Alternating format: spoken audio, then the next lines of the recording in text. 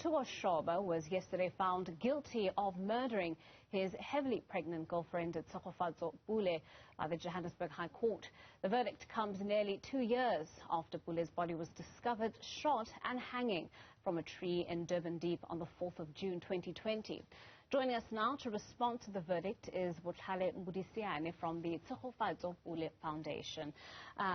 Botlale, thank you so much for your time, and of course, thank you so much for joining us. You know, I think the first place to start really would be, you know, upon hearing Shoba's guilty verdict, a lot of satisfaction certainly came from the family, a lot of them reacting positively, welcoming the judgment itself. But I wonder, as the organization that has been named after Tshegofatso Pule herself, what's your reaction to the judgment?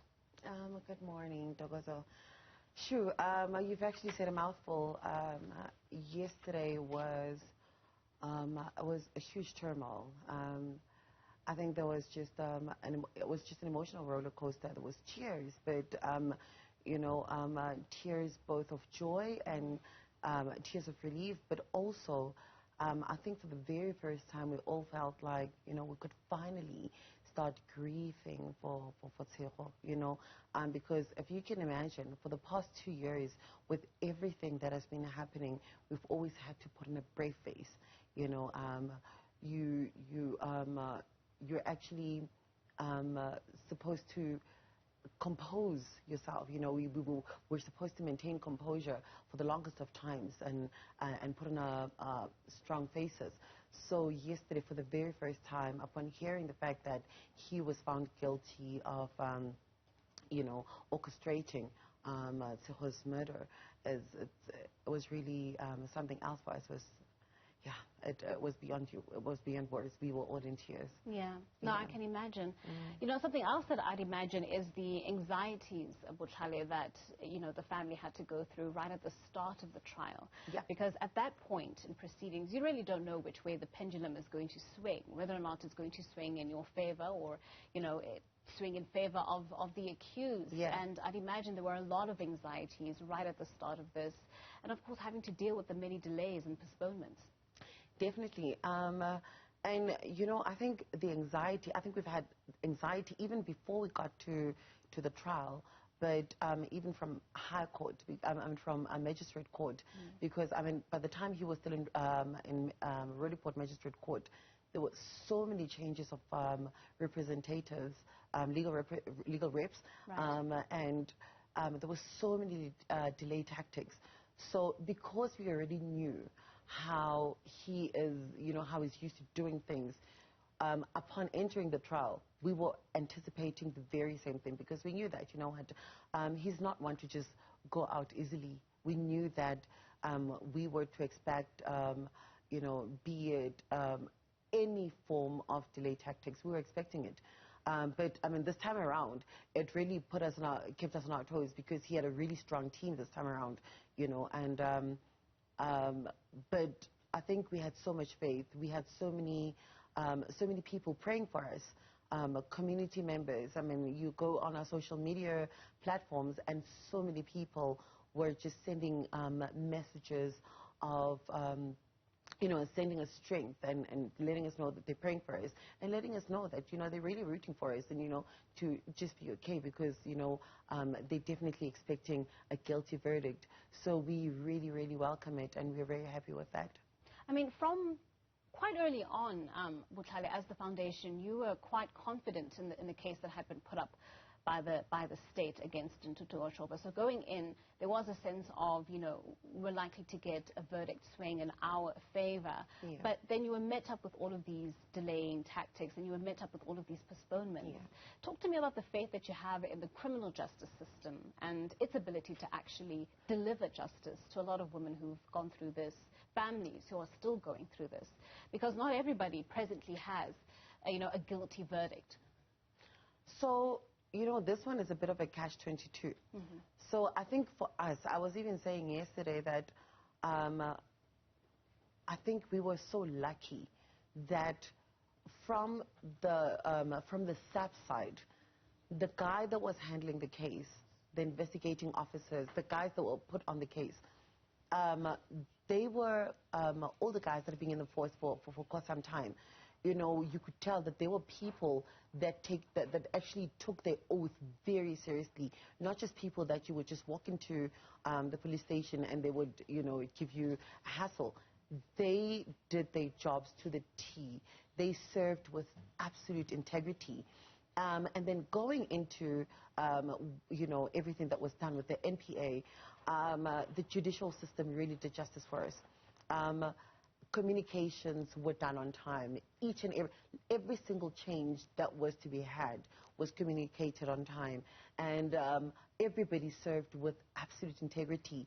And I'm not sure whether this was because the case was such a huge public interest, or it was on, you know, everybody, you know, was looking out for it and the president was talking about it.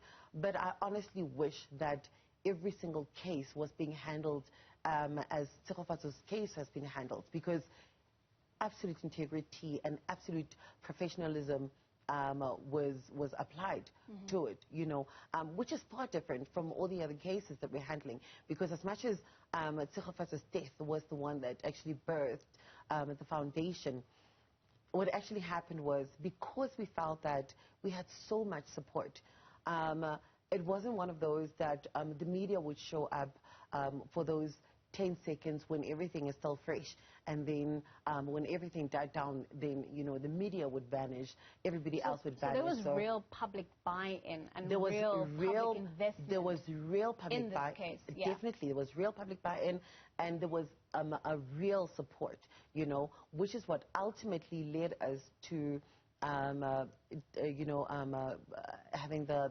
foundation, registering the foundation, because we felt, you know what, there's so many organizations out there that actually go and they say, you know what, we're fighting against GBV and we're doing this, that, and the other. And we felt, you know what, let us have a different voice. You know, the one thing that a whole lot of victims and a whole lot of families who have, you know, who've been bereaved, suffer from lack of support. So what we do is we serve as a support structure to all the families and victims of GBV. So we'll make sure that from you know, reporting the case, a lot of people still suffer and they still don't get joy when they go and report the cases, you know. So because at least our name has been mentioned so much in the public, whenever we go there and we say we're from Tshegofatso Pule Foundation and we're here to help this, the victim register the case and all of that, they start taking us seriously, you know, and they start acting professional. But it doesn't, like, why does it even need to come to that? Yeah, you know? Absolutely. You're asking a very important question, and I wonder, because, you know, the Commission for Gender Equality also released a statement shortly after the ruling to say that they've noted the ruling, they welcome the ruling, the significance of the ruling in South Africa's fight against the scourge that is gender-based violence. And I'm wondering, as a foundation, what you think this case, the impact of this case has been when we look at South Africa's context and we look at the state of affairs. You've mentioned that Tshegofatso's case does, in the eyes of the foundation, present some exceptional elements with the way in which it was handled. Likely, not every case gets handled in that manner. Are you hoping that with the ruling we received this week, that we can start charting a different path forward? I am hopeful that this will actually set a certain tone and a certain precedence, you know, where GBV cases are concerned.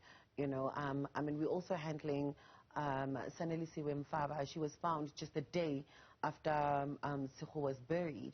You know, her boyfriend murdered her. And her case, you know, it's still going in and out of court. And, you know, we haven't had a date for High Court and all of that. And so are other cases, you know, that we're handling. So I'm hoping that this will definitely set a certain tone and a certain precedence. And I think the biggest thing that I would have loved would have been that, you know what, we need to start looking at this from giving training to, you know, as at police station level, you know, how to handle victims. Absolutely. You know, and, you know, maybe have a separate desk that just handles GBV cases, you know, Yeah, that would do a huge difference, because that would also set the precedence as to how things proceed when court dates arrives and all of that. Absolutely. You know, so yeah, we're definitely setting a different tone, and we're very hopeful, and we have faith in the justice system. All right, Botlale, thank you so much. We are going to have to leave it there. We've run out of time. That was Botlale Modisane from the Tshegofatso Pule Foundation. Coming up,